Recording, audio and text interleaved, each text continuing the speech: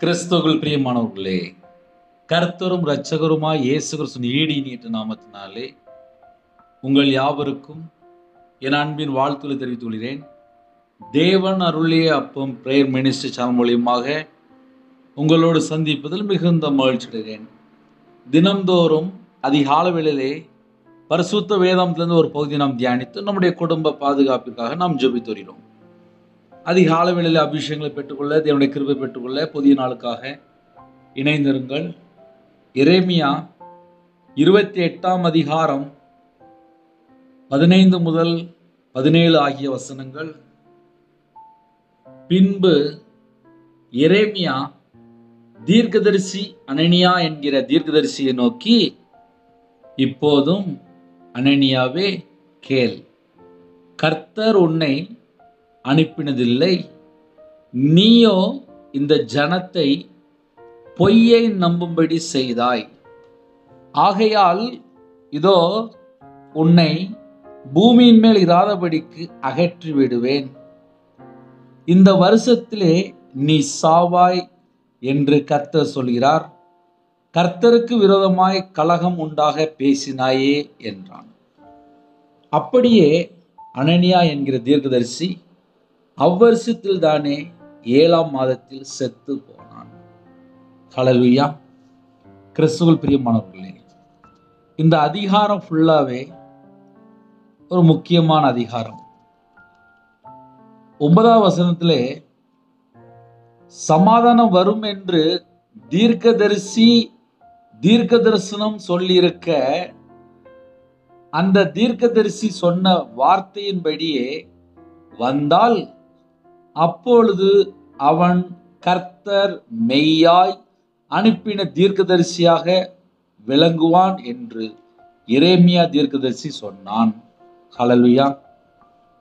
4 வசனம் இருக்கு. உண்மையான தீர்க்கதரிசி இருக்கிறாங்க, பொய்யான தீர்க்க தரிசனமும் இருக்கு. கர்த்தருடைய பிள்ளைகள் அதிகால வேளையிலே என் குடும்பத்துக்கு ஒரு நல்ல காரியம் நடக்காதா, என் குடும்பம் ஆசீர்வாதமா இருக்காதா, என் வீட்டில் இவ்வளவு பிரச்சனை இருக்கு, இவ்வளவு போராட்டம் இருக்கு அப்படின்னு சொல்லி நிறைய குடும்பத்துல புலம்புற குடும்பம் உண்டு. என் குடும்பத்தை கர்த்தர் ஆசீர்வதிக்க மாட்டாரா அப்படின்னு சொல்லி எனக்கு ஒரு தீர்க்க தரிசனமான வார்த்தை கிடைக்காதா என்று இன்றும் ஏங்குகிற குடும்பங்கள் உண்டு. உங்களே போலதான் நானும் என்னுடைய வாழ்க்கையிலே வியாபாரத்தில் இருக்கும்போது நான் கஷ்டப்பட்டிருக்கேன். வியாபாரத்தில் இருக்கும்போது பல உபத்திரங்கள் நடுவிலே கடந்து வந்திருக்கேன். உண்மையான தீர்க்கதரிசியும் பார்த்துருக்கேன், பொய்யான தீர்க்கதரிசியும் பார்த்துருக்கேன். உண்மையான தீர்க்கதரிசி சொன்ன வார்த்தைகள் ஒரு வார்த்தை கூட கீழே விழலை. என்னோட வாழ்க்கையில் நான் அப்படிப்பட்ட பரிசுத்தவன்களை பார்த்துருக்கேன். அதே நேரத்தில் பொய்யா சொல்ற தீர்க்க தரிசனம் உடையவர்களையும் பார்த்துருக்கேன். அந்த ரெண்டுக்குள்ள வித்தியாசத்தையும் அனுபவத்தின் மூலியமா பார்த்துருக்கேன். இந்த கடைசி காலத்திலே யாரு உண்மையான தீர்க்கதரிசி, யாரு பொய்யான தீர்க்கதரிசி?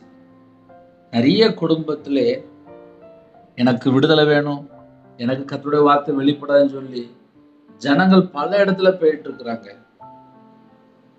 உங்களே போல நானும் போயிருக்கேன். நிறைய இடத்துல போய் ஜெபம் பண்ணியிருக்கேன். நிறைய பரிசுத்தவான்களை பார்த்துருக்கேன். சில நேரத்திலே தேவன் எச்சரிப்பு கொடுப்பார். சில நேரத்திலே நம்ம பல உபத்திரத்தின் நடுவில் இருக்கும்போது அன்னைக்கு தேவன் நம்ம கூட பேசிடுவார். யாரை கொண்டனாலும் பேசிடுவார். ஊழியத்தில் வந்ததுக்கு அப்புறம் கூட பல காரியங்கள் ஆவியானவர் பேசியிருக்காரு. கர்த்தருடைய தீர்க்கதரிசி மூலியமா பேசியிருக்காங்க. என் வாழ்க்கையில் என்ன பிரச்சனை இருந்திருக்கணும் அதை அப்படியே சொல்லியிருக்காங்க. அப்படிப்பட்ட தீர்க்கதரிசிகள் இருக்கிறாங்க. அதே நேரத்தில் பொய்யான தீர்க்கதரிசி சொல்ற சில குடும்பங்களும் இருக்கு. இதை எப்படி கண்டுபிடிக்கலாம்? ஏன்னா கால வேளையிலே எல்லாரும் ஆசீர்வாதமான செய்தி கேட்கணும், வாக்குத்தத்தம் வேணும் அப்படி சொல்லி நம்ம நிறைய செய்திகளை கேட்போம். ஆனா இன்னைக்கு என்னென்ன செய்தி அப்படின்னா, சமாதானம் வரும் என்று தீர்க்க தரிசனம் சொல்லி இருக்க. கர்த்தருடைய தீர்க்கதரிசி உங்க வீட்டுக்கு வரான்னு வச்சுக்கோங்களேன், இந்த வீட்டுக்கு சமாதானம் அப்படிம்பாங்க. அவங்க சொன்ன அந்த சமாதானம் உங்க வீட்டுக்குள்ள அப்படியே நடந்துட்டு அப்படின்னா அவங்க கர்த்தருடைய தீர்க்கதரிசி. அந்த வார்த்தை நிறைவேறலை அப்படின்னா அவங்க பொய்யான தீர்க்கதரிசி. சமாதானம் வரும் என்று தீர்க்க தரிசனம் சொல்லி இருக்க, அந்த தீர்க்கதரிசி சொன்ன வார்த்தையின்படியே வந்தால், சமாதானம் வந்தால், அப்பொழுது அவன் கர்த்தர் மெய்யாய் அனுப்பின தீர்க்கதரிசியாக விளங்குவான் என்று எரேமியா தீர்க்கதரிசி சொன்னான். சரி, இன்னைக்கு காலையில் உள்ள செய்தி என்ன அப்படின்னா, ரெண்டு பக்கம் பார்க்க வேண்டியிருக்கு. கடைசி காலத்துல அக்கிரமம் மிகுதியாய் போகும், அன்பு தணிந்து போகும். அக்கிரமம் மிகுதியாய் போகும், அன்பு தணிந்து போகும். இதுதான் இப்ப நம்ம வாழ்ற கடைசி காலம். இந்த கடைசி காலத்துல தேவன் கூட யாரெல்லாம் நடக்கணும்? பழைய ஏற்பாட்டிலே ஏனோக்கு தேவனோடு சஞ்சரித்தார். தேவனோடு யாரெல்லாம் நடக்கணும் அப்படின்னு சொல்லி யோசிக்கிறீங்களோ, நீங்க தனிப்பட்ட வாழ்க்கையிலே தேவனோடு தொடர்பு கொள்றீங்களா? அது ரொம்ப ஒரு முக்கியமான கேள்வி. எனக்கு தெரிஞ்சு 24 மணி நேரம் செல்போன்ல மூழ்கி இருக்கிற குடும்பங்கள் அதிகமாயிட்டு இருக்கு. பாத்ரூம் போகும்போது கூட செல்போன், படுக்கும் போதும் செல்போன், எந்திரிக்கும் போது செல்போன், சாப்பிடும் போது செல்போன், வெளியில போகும்போது எல்லா இடத்துலயுமே இப்ப செல்போன் தான். செல்போன் காலமாயிட்டு இருக்கு. அந்த செல்போன்ல தீமை அதிகமா இருக்கு, நன்மை பார்த்தா ரொம்ப கம்மி தான். ஏன் ரொம்ப கம்மின்னு சொல்ல வேண்டியது அப்படின்னா, நம்ம செல்போன் எடுத்து ஒண்ணு பாக்குறதுக்குள்ள இன்னொன்னு வந்துடும். நம்ம ஒரு விஷயத்தை தேடுறதுக்குள்ள இன்னொரு விஷயம் ஊடல வந்துடும். ஆக மொத்தம் ஒரு 2 மணி நேரம் 3 மணி நேரம் போயிடும். கர்த்தருடைய கிருபைனாலே நான் ரட்சிக்கப்பட்ட புதுசுல கையில பெரிய செல்போன் கிடையாது, சின்ன போன் தான் இருந்துச்சு. நான் பேசாம அழகா கையில பைபிள் எடுத்து வாசிச்சுட்டு இருக்கேன். இப்ப ஆன்லைன் மூலியமா செய்தி அனுப்புறோம், எல்லாரும் கேட்குறீங்க. வசனத்தை வைத்து நாம் தியானிக்கும் போது அந்த வசனத்தை கேட்டு அந்த வசனத்தை புரிந்து கொண்டு நம்ம வாழ்க்கையிலே வசனத்தின்படி நம்முடைய வாழ்க்கை இருக்குமானால் கண்டிப்பா ஆசீர்வாதம் உண்டு. இன்னைக்கே ஆசீர்வாதம் உண்டு. அந்த வசனத்தை நம்ம எப்படி தியானிக்கிறோம், நம்ம வாழ்க்கையில நம்ம எப்படி நடக்கிறோம், நம்ம தேவனுக்கு பிரியமானபடி எப்படி வாழ்றோம், அது ஒரு ரொம்ப முக்கியமான ஒரு காரியம். ஒரு பலூன் இருக்கு, அந்த பலூன்ல ஒரு சின்ன ஒரு ஓட்டை போட்டாச்சுன்னா போதும், அதோட காத்து ஃபுல்லா வெளியே போயிடும். 24 மணி நேரம் வாழ்க்கையில தேவன் கிருபையினால் நிரப்புறார்.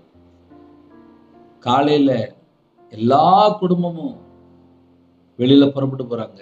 ஆனா நைட் வரும்போது பார்த்தா ட்ரெஸ் அழுக்காயிரும், ஒரு வேர்வை ஸ்மெல். வீட்டுல வந்தோடனே ட்ரெஸ் மாத்துவாங்க, அடுத்தவளை குளிக்க போயிடுவாங்க. இதெல்லாம் என்ன அப்படின்னா ரீஃப்ரெஷ் ஆவாங்க. வெளியில போயிட்டு வரும்போது அவ்வளவு தூரம் கரை உலகத்துக்குள்ள போயிட்டு வருவாங்க. ஆவிக்குரிய வாழ்க்கையிலே 24 மணி நேரம் வாழ்க்கையிலே நம்ம தேவனோடு எப்படி நடக்கிறோம், அது ஒரு முக்கியமான பாயிண்ட்.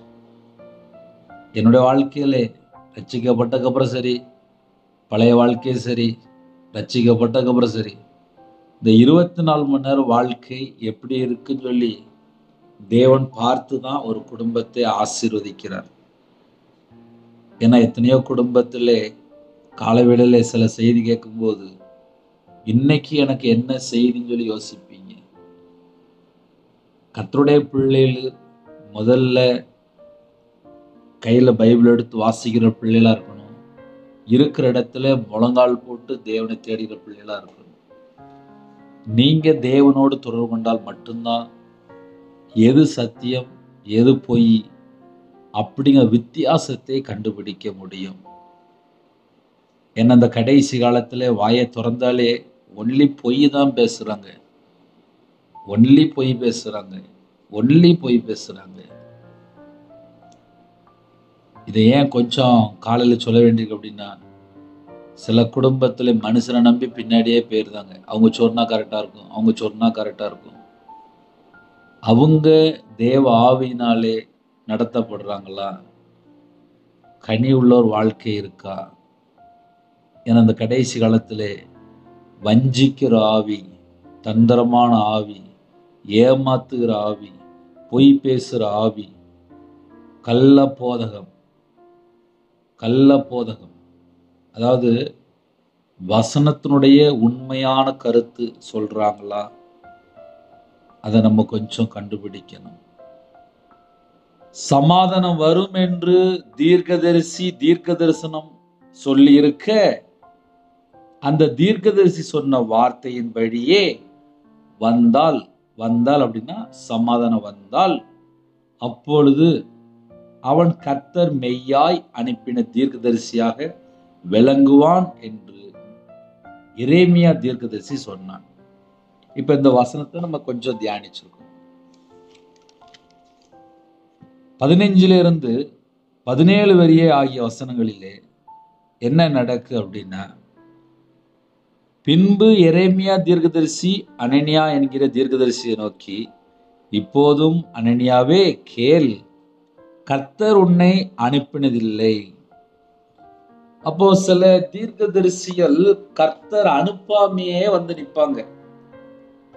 இந்த கடைசி காலத்துல இப்ப நம்ம எதை புரிந்து கொள்ளணும் அப்படின்னா, கர்த்தர் உன்னை அனுப்பினதில்லை அப்படிங்கிறது. இப்ப நம்ம என்ன யோசித்து பார்க்கணும், கர்த்தர் அனுப்பின தீர்க்கதரிசியா, கர்த்தர் அனுப்பாத தீர்க்கதரிசியா? கர்த்தர் அனுப்பின தீர்க்கதரிசி அப்படின்னா அவங்க சொன்ன வார்த்தை அப்படியே நிறைவேறும். கர்த்தர் அனுப்பாத தீர்க்கதரிசி அப்படின்னா அவங்க சுயத்துல கிளம்பி வராங்க. சுயத்துல வரும்போது என்ன நடக்கும்? அவங்க பார்த்தது வச்சது போனது எல்லாம் பேசுவாங்க. நடந்தது, வாழ்க்கையில் என்ன நடந்தது, எப்படி நடந்தது, அந்த கதை இந்த கதையெல்லாம் எக்ஸ்ட்ரா வந்துடும் சுயமா வந்தால். ஆனால் கர்த்தர் ஒரு குடும்பத்தை அபிஷேகம் பண்ணி, தீர்க்க தரிசனம் அபிஷேகம் பண்ணி, தேவன் அனுப்பி அவங்க வந்தால், அவங்க சொன்ன வார்த்தை அப்படியே நம்முடைய வாழ்க்கையில நடக்கும். ஹல்லேலூயா. இப்ப என்னுடைய வாழ்க்கையில அப்படி நடந்திருக்கு. அதனால நான் உண்மையான தீர்க்கதரிசியும் நான் பார்த்திருக்கேன், பொய்யான தீர்க்கதரிசியும் நான் பார்த்திருக்கேன். அந்த ரெண்டுக்குள்ள வித்தியாசம் புரியும்.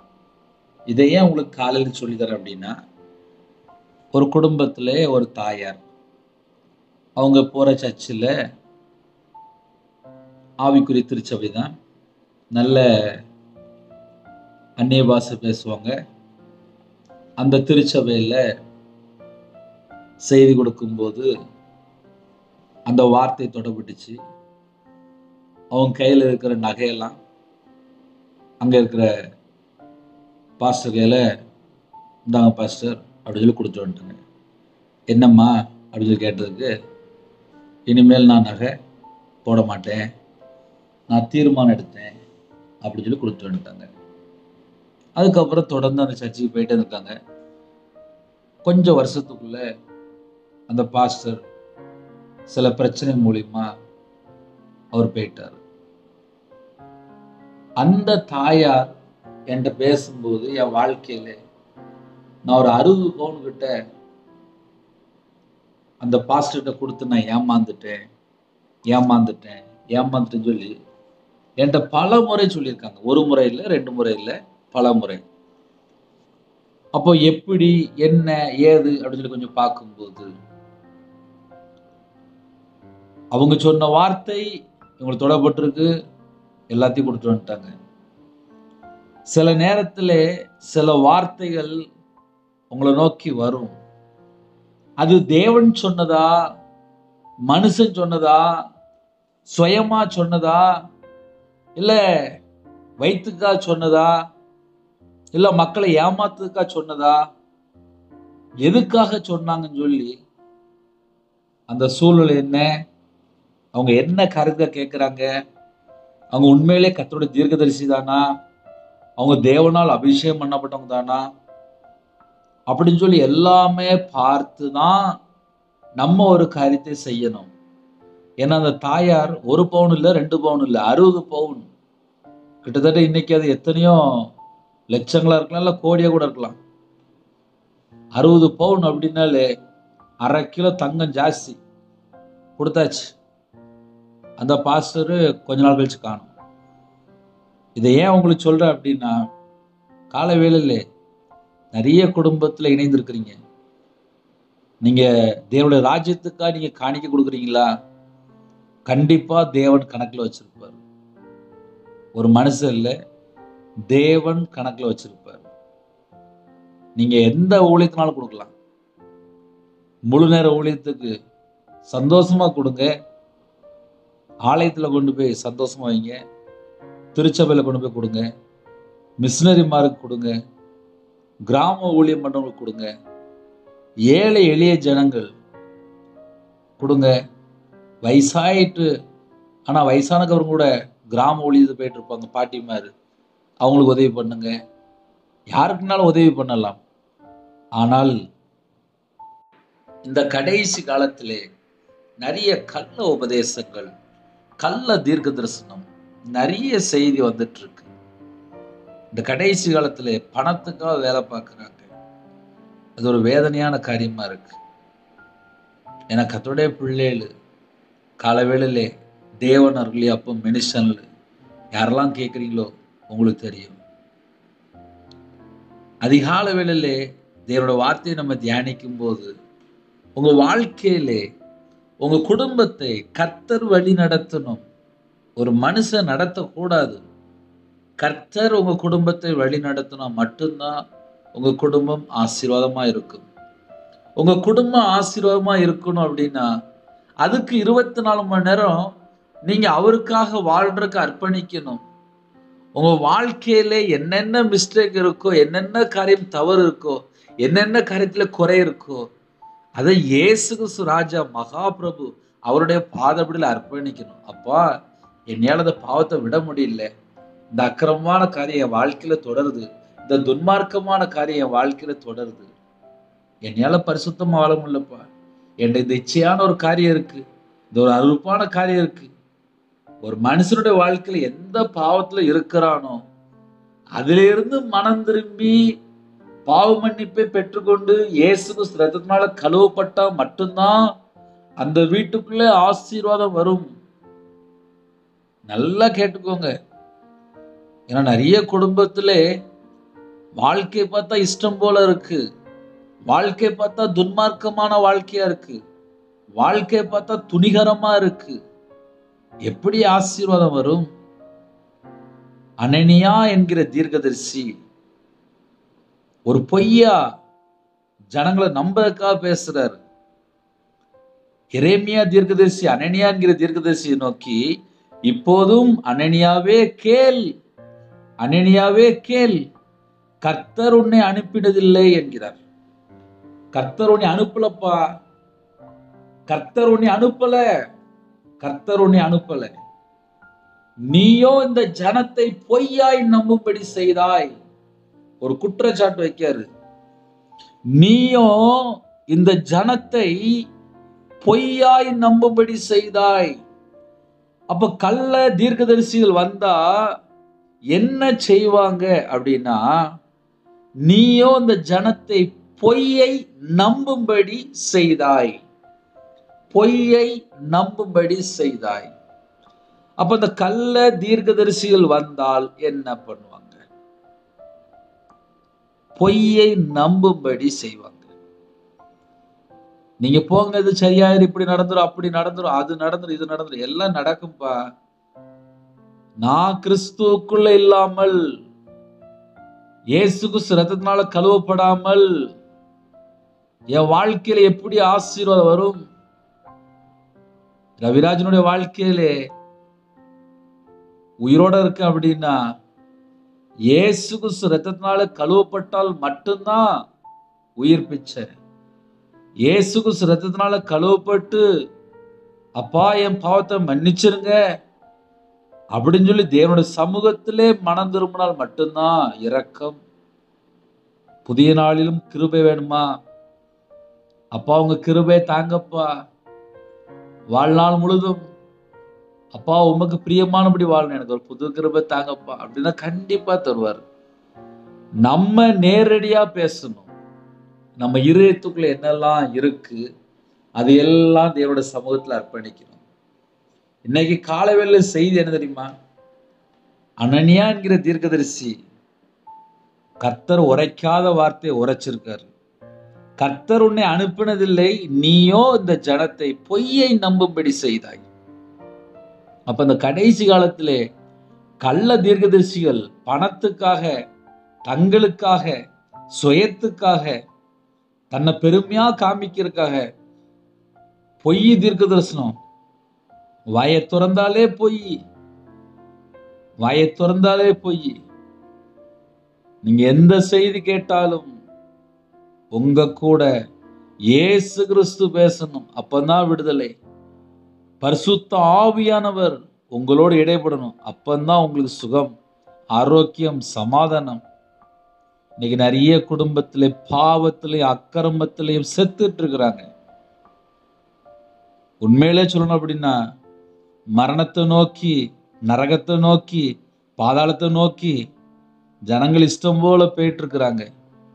இப்படிப்பட்ட கடைசி காலத்துல நம்ம வாழ்ந்துட்டு இருக்கோம். நம்ம குடும்பம், நம்முடைய தலைமுறை, நம்முடைய வம்சம் ஆசீர்வதிக்கப்படணும் அப்படின்னா என் பாவத்தை மன்னிங்கப்பா, என் அக்கிரமத்தை மன்னிங்கப்பா அப்படின்னு சொல்லி தேவனுடைய சமூகத்திலே ஒரு மனுஷன் அர்ப்பணிக்கப்பட்ட வாழ்க்கை, இயேசுக்கு இரத்தத்தினால கழுவப்பட்டு ஜெனிப்பிக்கப்பட்ட வாழ்க்கை, புது சிருஷ்டியா இருக்கிறோமா? கர்த்தர் உன்னை அனுப்பினதில்லை, நீயோ இந்த ஜனத்தை பொய்யை நம்பும்படி செய்தாய். ஆகையால், அந்த வேர்ட் நீங்க கவனிக்கணும். ஆகையால் இதோ உன்னை பூமியின் மேல் இராதபடிக்கு அகற்றி விடுவேன். உடனே தண்டனை வெளிப்படுது. யாருக்கு தண்டனை? கள்ள தீர்க்கதரிசிகளுக்கு தேவனுடைய தண்டனை வெளிப்படுது. ஒருவேளை உங்க வீட்டுல தேவனுடைய தீர்க்கதரிசி வந்தா பிரச்சனை இல்லை, கள்ள தீர்க்கதரிசிகள் வந்தால் தேவனுடைய தண்டனை உடனே வெளிப்படும். ஏன்னா இப்ப கடைசி காலத்துல கர்த்தர் சொல்லாத வார்த்தையை கர்த்தர் சொன்னார், கர்த்தர் சொன்னார், கர்த்தர் சொன்னார். எந்த கர்த்தர்? யோசித்து பாருங்க. சொல்லாத வார்த்தையில கர்த்தர் சொன்னார், கர்த்தர் சொன்னார். எந்த கர்த்தர்? ஏன்னா கடைசி காலத்துல ஜனங்கள் ஏமாந்து போயிட்டு இருக்கிறாங்க. அக்கிரமம் செய்யும் காரரே அப்படிங்கிறார். அக்கிரமம் செய்யுங்காரே என்னை விட்டு அகன்று போக்கல என்கிறார். காரணம் என்ன? பொய்யான தீர்க்க தரிசனம். சத்தியத்தை சத்தியமா சொல்லி ஜனங்கள் விடுதலையாக்கப்பட்டு மனம் திரும்பி பாவ மன்னிப்பை பெற்றுக்கொண்டு இயேசுக்கு இரத்தத்தினால கழுவப்பட்டால் ஒரு குடும்பத்துக்குள்ளே சமாதானம். அது ஒரு மனுஷன் தருகிற சமாதானம் கிடையாது, தேவன் நமக்கு கொடுக்கிற சமாதானம். என்னுடைய சமாதானத்தையே உங்களுக்கு வைத்து போகிறேன். அப்ப இயேசு கிறிஸ்துனுடைய சமாதானம் ஒரு வீட்டுக்குள்ள வரணும் அப்படின்னா ஒரு பாவி மனம் திரும்பி இயேசு கிறிஸ்து ரத்தத்தினால கழுவப்பட்டு புது சிருஷ்டியா மாறிக்கணும். இப்போ சில குடும்பத்துல ஒரு சின்ன சந்தேகம் வருது, பிரதர் இந்த கள்ள தீர்க்கதரிசிகளை எப்படி கண்டுபிடிக்கலாம் அப்படி சில குடும்பத்துல யோசிச்சுட்டு இருக்கிறீங்க. ஏன்னா சில குடும்பத்துல கண்டுபிடிக்கிற ரொம்ப கஷ்டமா இருக்கு. 1 யோவான் 4ஆம் அதிகாரம் 1-5 வரைய உள்ள ஆகிய வசனங்கள், அந்த வசனத்தை நம்ம தியானிக்கும் போது அதுல அழகா எழுதியிருக்கு. நான் ஒரு 5 நிமிஷத்துல நான் அப்படி லைட்டா தியானிக்கேன், கவனிச்சிருங்க. பிரியமானவர்களே, உலகத்தில் அநேக கள்ள தீர்க்கதரிசிகள் தோன்றி இருப்பதினால் நீங்கள் எல்லா ஆவிகளையும் நம்பாமல் அந்த ஆவிகள் தேவனால் உண்டானவைகளோ என்று சோதித்தறியுங்கள். இப்ப முதல்ல என்ன சொல்றாரு அப்படின்னா, அநேக கள்ள தீர்க்கதரிசிகள் உலகத்திலே தோன்றி இருக்கிறாங்கப்பா அப்படின்ட்டு. இப்போ நம்ம இன்னைக்கு காலைல வேலை செய்தி அனுப்புறோம், ஆன்லைன்ல கேட்குறீங்க. இப்போ நம்ம கள்ள தீர்க்கதரிசி ஒரு தீர்க்கதரிசி சொல்லல, அநேக கள்ள தீர்க்கதரிசிகள் உலகத்தில் தோன்றி இருக்கிறார்கள். நீங்கள் எல்லா ஆவிகளையும் நம்பாமல். நீங்க இந்த கள்ள தீர்க்கதரிசி சொல்ற ஆட்களை எப்படி கண்டுபிடிக்கலாம் அப்படின்னா, யாரையுமே நம்ப வேண்டாம் அப்படிங்கிறாரு. நீங்கள் எல்லா ஆவிகளையும் நம்பாமல் அந்த ஆவிகள் தேவனால் உண்டானவைகளோ என்று சோதித்தறியுங்கள். தேவ ஆவியினாலே பேசினா மட்டும்தான் கர்த்தருடைய வார்த்தை வெளிப்படும். எல்லா ஆவிகளையும் நம்பாமல். எல்லா ஆவிகளையும் நம்பாமல். வசனம் எங்க இருக்கு அப்படின்னா 1 யோவான் 4ஆம் அதிகாரம் 1வது வசனத்துல தியானிச்சிட்டு இருக்கேன். புதிய ஏற்பாட்டிலே 328 பக்கம். 1 யோவான் 4ஆம் அதிகாரம் 1 - 5 ஆகிய வசனங்கள். தேவ ஆவியை நீங்கள் எதினாலே அறியலாம் என்றால், மாம்சத்தில் வந்த இயேசு கிறிஸ்துவை அறிக்கை பண்ணிற எந்த ஆவியும் தேவனால் உண்டாயிருக்கிறது. இப்ப இந்த கள்ள தீர்க்கதரிசிகளை எப்படிப்பா கண்டுபிடிக்கலாம் அப்படின்னு சொல்லி நிறைய குடும்பத்துல சந்தேகம் இருக்கும். இந்த சந்தேகம் தான் இப்ப நிறைய வீட்டுல இருக்கு. ஏன்னா காலைல இந்த செய்தி பேசும்போது, பிரதர் இந்த கள்ள தீர்க்கதரிசிகளை எப்படி கண்டுபிடிக்கலாம் அப்படின்னு சொல்லி ஒரு சின்ன ஒரு கேள்வி இருக்கு அப்படிம்பீங்க. 1 யோவான் 4ஆம் அதிகாரம் 2வது வசனம் அழகா நீங்க எழுதி வச்சுக்கலாம். தேவ ஆவியை நீங்கள் எதினாலே அறியலாம் என்றால், மாம்சத்தில் வந்த இயேசு கிறிஸ்துவை அறிக்கை பண்ணிற எந்த ஆவியும் தேவனால் உண்டாயிருக்கிறது. அப்படின்னு அர்த்தம் சொல்லி தரேன். இயேசு கிறிஸ்து மாம்சத்தில் வெளிப்பட்டார். தேவன் மாம்சத்தில் வெளிப்பட்டார். நம்ம எல்லாருடைய பாவத்தின் சுமந்து தீக்கிற தேவ ஆட்டுக்குட்டியா வெளிப்பட்டார். தேவ குமாரனா வெளிப்பட்டார். மனுஷகுமாரனா வெளிப்பட்டார். நம்முடைய பாவங்களுக்காக, நம்முடைய அக்கிரமங்களுக்காக, நம்முடைய மீறலுக்காக, நம்முடைய குறைகள் குற்றங்கள் எல்லாம் சொல்லுவோம்ல, தலைமுறை சாபம், நம்முடைய பலவீனம், நம்முடைய நோய் எல்லாவற்றையும் தாமே சிலுவையில சுமந்தார். நம்முடைய பாவங்களுக்காக மரித்து வேத வாக்கியங்களின்படி அடக்கம் பண்ணப்பட்டு, வேத வாக்கியங்களின்படி அடக்கம் பண்ணப்பட்டு 3ஆம் நாள் உயிர் தெழுந்தார்.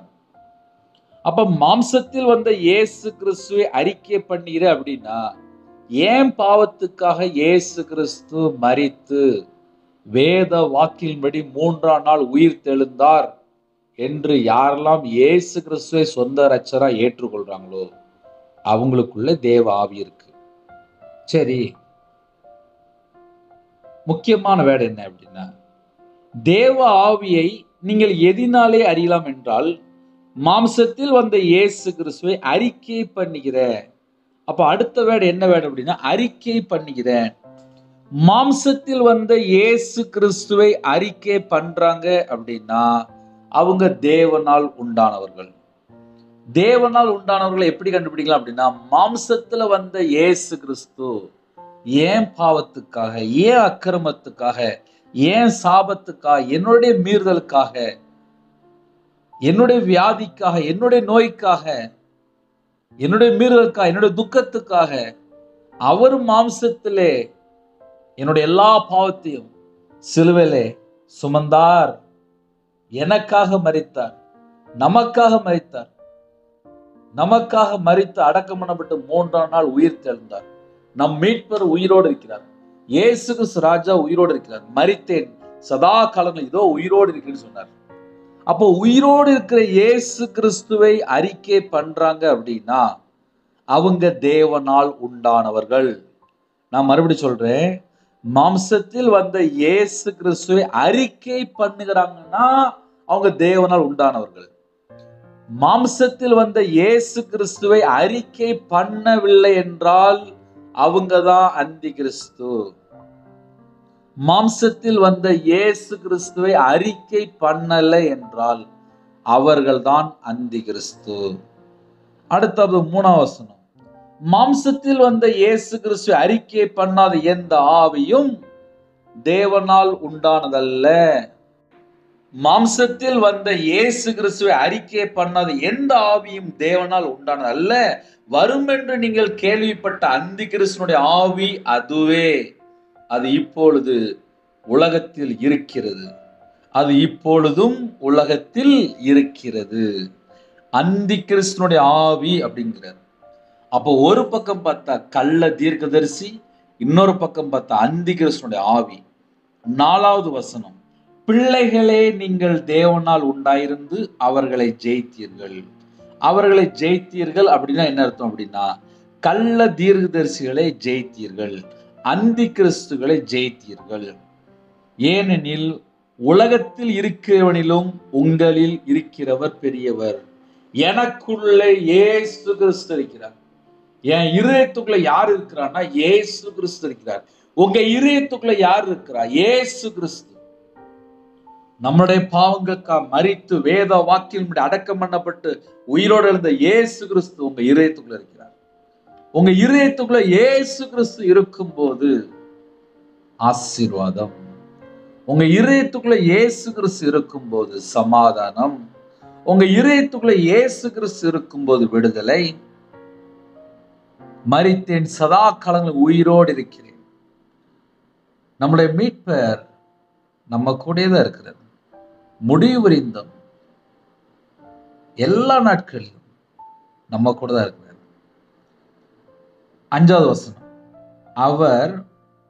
அவர்கள் உலகத்துக்குரியவர்கள் ஆகையால் உலகத்துக்குரியவைகளை பேசுகிறார்கள், உலகமும் அவர்களுக்கு செவி கொடுக்கும். இப்ப அடுத்த பாயிண்ட், அந்தி கிறிஸ்துனுடைய ஆவியை எப்படி கண்டுபிடிக்கலாம்? 2வது பாயிண்ட். முதல்ல சொன்ன மாம்சத்தில் வந்த இயேசு கிறிஸ்துவை அறிக்கை பண்ணல அப்படின்னா அவங்க அந்தி கிறிஸ்து, அவங்க கள்ள தீர்க்கதரிசி. 2வது, அவர்கள் உலகத்துக்குரியவர்கள், இந்த பூமிக்குரியவங்க, அதனால உலகத்துக்குரியவர்களை பேசுவார்கள். அவர்கள் உலகத்துக்குரியவர்கள் ஆகையால் உலகத்துக்குரியவைகளை பேசுகிறார்கள், உலகமும் அவர்களுக்கு செவி கொடுக்கும். அப்ப கள்ள தீர்க்கதரிசிகள், அந்தி கிறிஸ்து, அந்த உபதேசம் எங்கெல்லாம் பரவுதோ உலகத்துல உலகத்துக்குரிய ஆசைகள், உலகத்துக்குரிய அந்த காரியத்துல இருக்கிறவங்க அந்த வார்த்தைக்கு செவி கொடுப்பாங்க. அவர்கள் உலகத்துக்குரியவர்கள் ஆகையால் உலகத்துக்குரியவைகளை பேசுகிறார்கள். உலகத்து காரியத்தை தான் அந்த கள்ள தீர்க்கதரிசியில் பேசும். கள்ள தீர்க்கதரிசியில் எதை பேசும் அப்படின்னா உலகத்துக்குரிய காரியங்களை பேசுவாங்க. அதை வச்சுதான் நம்ம கண்டுபிடிக்க முடியும். அந்தி கிறிஸ்துனுடைய ஆவி, கள்ள தீர்க்கதரிசியுடைய ஆவி எதை பேசும் அப்படின்னா உலகத்துக்குரியவைகளை பேசுகிறார்கள். கடைசி அதுல ரொம்ப முக்கியமான வேர்டு, அவர்கள் உலகத்துக்குரியவர்கள் ஆகையால் உலகத்துக்குரியவைகளை பேசுகிறார்கள். இப்ப இந்த கள்ள தீர்க்கதரிசிகளையும் அந்தி கிறிஸ்துகளையும் எப்படி கண்டுபிடிக்கலாம் அப்படின்னா உலகத்துக்குரியவைகளை பேசுகிறார்கள். அப்ப இனிமேல் நீங்க கண்டுபிடிக்கலாம், 2 பாயிண்ட்ல கண்டுபிடிக்கலாம். இயேசு கிறிஸ்து நம்முடைய பாவத்துக்காக மரித்து அடக்கம் பண்ணப்பட்டு வேத வாக்கின்படி 3ஆம் நாள் உயிர் தெழுந்தார் அப்படின்னு சொல்லும் போது அவங்க தேவ ஆவியினால் உண்டாயிருக்கிறாங்க. 2வது, இந்த உலகத்துக்குரிய காரியத்தை மட்டுமே பேசிட்டே இருக்கிறான் அப்படின்னா அவன் தான் அந்தி கிறிஸ்து, அவன் தான் கள்ள தீர்க்கதரிசி. இப்ப நம்மளுடைய கான்செப்ட் என்ன? நம்ம நித்திய ஜீவனுக்கு போகணும். இப்ப இந்த பூமியில வாழ்ற வாழ்க்கை நிரந்தரமான வாழ்க்கை கிடையாது. நித்திய வாழ்க்கைக்குள்ள பரலோகத்துக்கு நம்ம போகணும் அப்படின்னா இந்த பூமியில வெறுத்து, இந்த பூமியில எல்லாத்தையும் வெறுத்து, மாயை மாயை எல்லாம் மாயை என்று பிரசங்கி சொல்லுகிறார். அப்ப மாயான காரியத்தை வெறுத்தா மட்டும்தான் நம்ம பரலோகத்துக்கு தகுதியுள்ள பிள்ளைகளா மாற முடியும். இங்கேயே சொத்து சேர்க்கணும், இங்கேயே இருக்கணும், இங்கேயே இருக்கணும் அப்படின்னா பரலோகம் என்னமே இருக்காது. இந்த உலகத்துக்குரிய காரியத்தை வெறுக்கணும். மோசே துன்பத்தை தெரிந்து கொண்டார். இன்னைக்கு கர்த்தருடைய பிள்ளைகள் இந்த பூமியில சில குடும்பத்தில துன்பத்தோடு இருக்கிறாங்க, ஆனால் பரலோகத்துக்கு தகுதி உள்ள பிள்ளைகள். இன்னைக்கு காலையில் உள்ள செய்தியில முக்கியமான பாயிண்ட் நம்ம தியானிச்சிருக்கோம். கள்ள தீர்க்கதரிசிகள், அந்தி கிறிஸ்துகள். ஆகையால் இதோ உன்னை பூமியின் மேல் இராதபடிக்கு அகற்றி விடுவேன், இந்த வருஷத்திலே நீ சாவாய் என்று கர்த்தர் சொல்கிறார். கர்த்தருக்கு விரோதமாய் கலகம் உண்டாக பேசினாயே என்றான். அனனியா தீர்க்கதரிசி என்ன பண்ணினாரு அப்படின்னா கர்த்தருக்கு விரோதமாக கலகம் உண்டாக பேசினான். கர்த்தருக்கு விரோதமாக கலகம் உண்டாக எங்கெல்லாம் இந்த கள்ள ஊழியக்காரங்க, கள்ள தீர்க்கதரிசிகள் பேசுறாங்களோ அங்கெல்லாம் மரணம் தான் இருக்கும். யாருக்கு அப்படின்னா கள்ள தீர்க்கதரிசி சொல்றவங்களுக்கு. அதனால கர்த்தருடைய பிள்ளைகள் ஆசீர்வாதத்தை பெற்றுக்கொள்ளணும் அப்படின்னா கர்த்தர் பக்கம் மனம் திரும்புங்க. கர்த்தர் குடும்பத்தை ஆசீர்வதிப்பார். பாவ மன்னிப்பை பெற்றுக்கொண்டு இந்த பூமியில வாழும்போது இயேசு கிறிஸ்து உங்களுக்குள்ள இருக்கிறார். நாம் ஆராதிக்கிற தேவன் ஜீவனோட தேவன். அதனால காலை வேளையில யாரெல்லாம் இணைந்துக்கிறீங்களோ தேவனுடைய வார்த்தையை கேளுங்க, தியானிங்க, ஜெபிங்க. நீங்க முழங்கால் போட்டு ஜெபிங்க. எல்லா ஊழியக்காரங்களையும் நம்பலாமா? யாரெல்லாம் நல்லவங்க யாரெல்லாம் கெட்டவங்க சொல்லி கேட்டா, இந்த பூமியிலே கடைசி வரிய தேவனோட வார்த்தையில எல்லாரும் நிலைத்திருக்கணும். தேவனோட வார்த்தை இதயத்துல இருக்கணும். நம்ம பேசுற வார்த்தை தேவனோட நாமத்தை மகிமைப்படுத்தணும். தேவனால் அபிஷேகம் பண்ணப்பட்டிருக்கணும். தேவனோட நடத்துதல் இருக்கணும். தேவனுடைய திட்டமான நடத்தல் இருக்கணும். அதிகாலை வேளை செய்தி கேட்டீங்களா? உங்களுக்கு அதுல தேவனுடைய வார்த்தை என்ன அப்படின்னா, நம்ம மீட்கப்பட்ட ஜனம், கள்ள தீர்க்கதரிசிகள், அந்தி கிறிஸ்துகள் கடைசி காலத்துல இருக்கிறாங்க. உலகத்துக்குரிய காரியங்களை பேசுவாங்க. மாம்சத்துல வந்த இயேசு கிறிஸ்து நமக்காக என்ன செய்து முடித்தார், அது மாத்திரமல்ல, அறிக்கை பண்ண மாட்டாங்களாம். அந்த கள்ள தீர்க்கதரிசிகளையும் அந்தி கிறிஸ்துகளையும் நம்ம எப்படி கண்டுபிடிக்கலாம் அப்படின்னா, இயேசு கிறிஸ்து என் பாவத்துக்காக, இயேசு கிறிஸ்து என் அக்கிரமத்துக்காக, இயேசு கிறிஸ்து என் மீறுதலுக்காக ஜீவனை கொடுத்தார், மரித்து 3ஆம் நாள் உயிர் தெழுந்தார் என்று அறிக்கை பண்ண மாட்டாங்களாம். அறிக்கை பண்ண மாட்டாங்க. இதை வச்சு மட்டும்தான் இந்த கள்ள ஊழியர்களை கண்டுபிடிக்க முடியும், கள்ள தீர்க்கதரிசிகளை கண்டுபிடிக்க முடியும். அழகா மறுபடியும் பேசிட்டு இருக்கேன். கள்ள தீர்க்கதரிசிகளை எப்படி கண்டுபிடிக்கலாம் அப்படின்னா, மாம்சத்துல வந்த இயேசு கிறிஸ்துவை அறிக்கை பண்ண மாட்டாங்க. உங்க வீட்டுல டைரின்னு எடுத்து எழுதி வைங்க. மாம்சத்துல வந்த இயேசு கிறிஸ்துவை அறிக்கை பண்ண மாட்டாங்க. உலகத்துக்குரிய காரியங்களை மட்டும்தான் பேசுவாங்க. இப்படிப்பட்டவங்களுக்கு தண்டனை என்ன அப்படின்னு சொல்லி பார்க்கும்போது, கர்த்தருக்கு விரோதமாய் கலகம் உண்டாக பேசினாயே என்றான். அப்படியே அனனியா என்கிற தீர்க்கதரிசி அவ்வருஷத்தில் தானே 7ஆம் மாதத்தில் செத்து போனான். கர்த்தருக்கு விரோதமாக பொய்யான தீர்க்கதரிசி சொன்னால், ஜனங்களை நம்பும்படி செய்தால் அவனுடைய முடிவு என்ன அப்படின்னா, சாவு, மரணம், செத்து போயிடுவாங்க. அதனால கர்த்தருடைய பிள்ளைகள் தேவனுடைய சத்தத்துக்கு செவி கொடுங்க, தேவனுடைய வார்த்தைக்கு கீழ்ப்படிங்க. தேவன் உங்க குடும்பத்தை ஆசீர்வதிப்பார். ஒரு சின்ன ஜெபம் முடிச்சிருமா? கண்களை மூடி நாம் ஜெபம் செய்வோம். அன்பே கர்த்தாவே, நன்றியோடு துதிக்கிறோம்ப்பா. இந்த நாளைக்கான கிருபைக்கு 1000 மடங்கு ஸ்தோத்திரம்ப்பா. எல்லா குடும்பத்தையும் உங்களுடைய ஜீவன்கள் அர்ப்பணிக்கிறோம். உங்களுடைய பிரசன்னம் இறங்கி வரட்டும்ப்பா, உங்களுடைய கிருபை இறங்கி வரட்டும்ப்பா. அப்பா, கேட்ட சத்தியத்தின்படி எங்களுக்காக இயேசு கிறிஸ்து ராஜா மாம்சத்தில் வெளிப்பட்டீங்க. இன்றும் எங்களுக்கு காப்பீரத்தில் அப்பா பரிந்து பேசி கொண்டிருக்கிறீங்க. என் மீட்பர் உயிரோடு இருக்கிறீங்கப்பா. நன்றிப்பா. மரித்தேன், சதா காலங்களிலும் உயிரோடு இருக்குன்னு சொன்னீங்கப்பா. எங்களுக்காக ஜீவனை தந்தவரே, உண்மை நன்றியோடு துதிக்கிறோம் செய்கிறோம்ப்பா. என்னோட பாவத்தை சிலுவையில் சுமந்தவரே, உண்மை நன்றியோடு துதிக்கிறோம் செய்கிறோம்ப்பா. ஒவ்வொரு நாளும் எங்களுக்கு ஜீவனை தந்து கிருபை தந்து எங்களை பாதுகாக்கிறவரே, உண்மை நன்றியோடு துதிக்கிறோம் செய்கிறோம் ராஜா.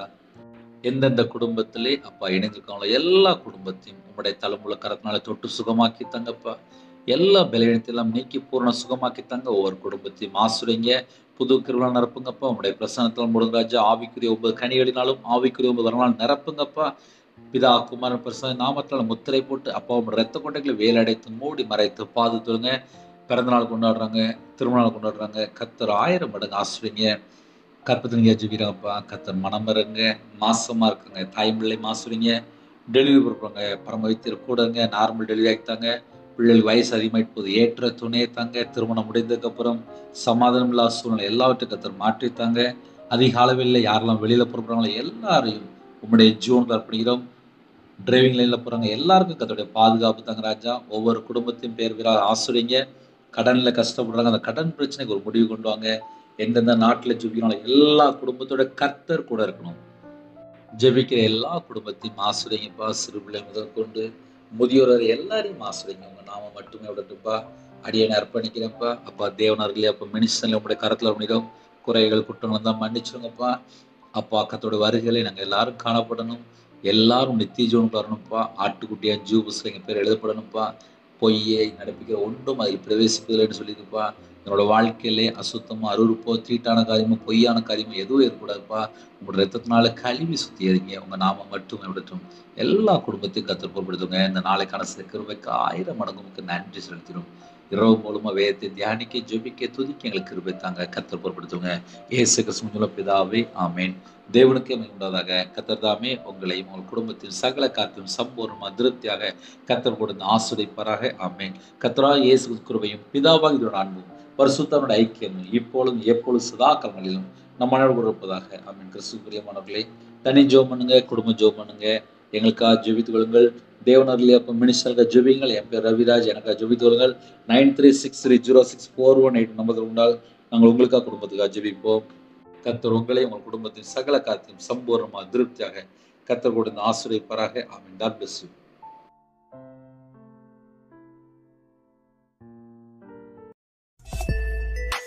Thanks for watching. Please subscribe our channel. Click the like and share. Click the bell.